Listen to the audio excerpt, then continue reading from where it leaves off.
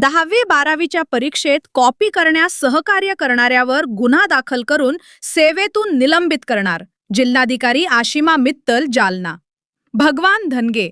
दिनांक 2 जिल्ह्यात माध्यमिक व उच्च माध्यमिक शिक्षण मंडळामार्फत उच्च माध्यमिक प्रमाणपत्र परीक्षा 12वी दिनांक 10 फेब्रुवारी ते दिनांक 18 मार्च 2026, तर माध्यमिक शालांत प्रमाणपत्र परीक्षा 10वी दिनांक 20 फेब्रुवारी ते दिनांक 18 मार्च 2026 या कालावधीत आयोजित करण्यात आली आहे.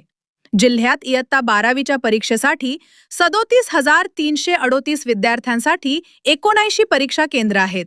इयत्ता 10वीच्या परीक्षेसाठी 32,433 विद्यार्थ्यांसाठी 102 परीक्षा केंद्र आहेत.